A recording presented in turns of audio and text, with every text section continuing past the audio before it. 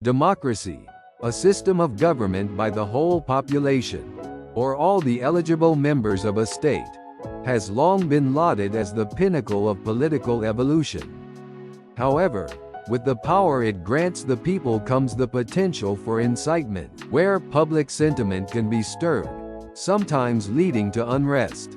Let's explore the intricate relationship between democracy and the incitement of the public, tracing its origins, developments, and contemporary implications.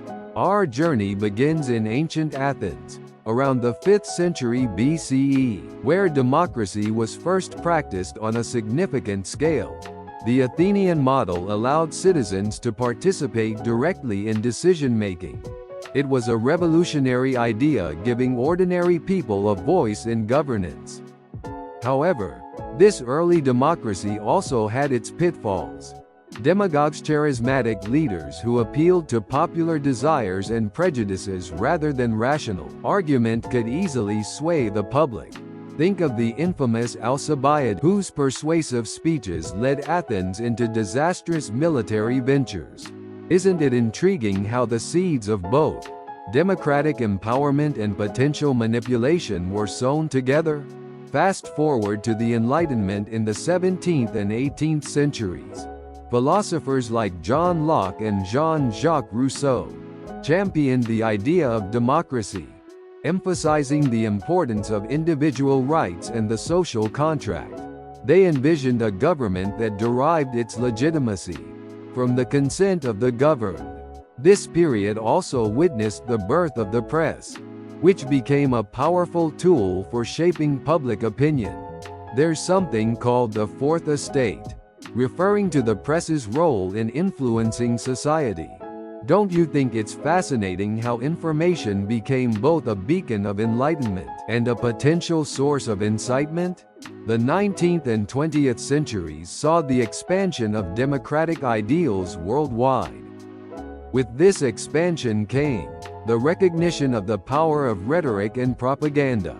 Leaders like Abraham Lincoln in the United States and Winston Churchill in Britain used their oratory skills to inspire and unite their nations.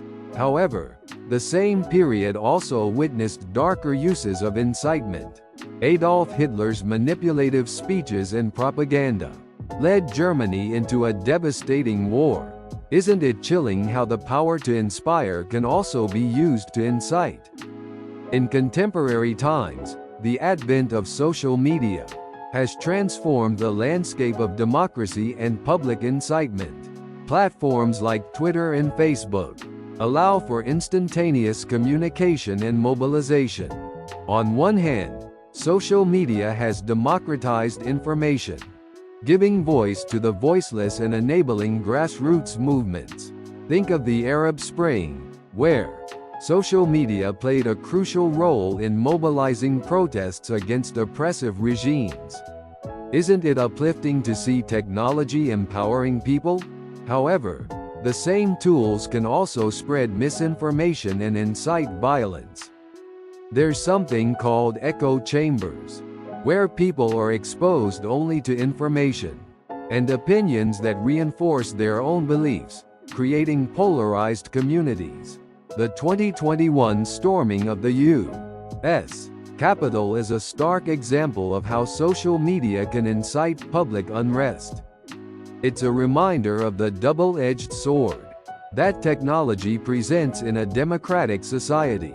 Don't you find it thought-provoking how the same medium can be used for both liberation and chaos? So, how can democracies navigate the delicate balance between empowering the public and preventing incitement? One approach is education. By fostering critical thinking and media literacy, societies can equip citizens to discern credible information from manipulative rhetoric. Another approach is regulation. While maintaining freedom of speech, it's essential to hold individuals and platforms accountable for spreading harmful misinformation. Isn't it a challenging yet crucial task to safeguard democracy while upholding its core values? In our daily lives, We can contribute to this balance by being responsible consumers and disseminators of information. Think about the last piece of news you shared. Did you verify its source? By practicing mindful consumption and sharing of information, we can help mitigate the spread of incitement. Isn't it empowering to know that each of us plays a role in upholding the integrity of democracy? In conclusion, democracy and the incitement of the public have a complex, intertwined history. From ancient Athens to modern social media, the power to influence public sentiment has been both a strength and a vulnerability of democratic systems. By fostering education, accountability, and responsible information practices, we can navigate this delicate balance. Don't you think it's a testament to the resilience of democracy that it continually adapts to these challenges?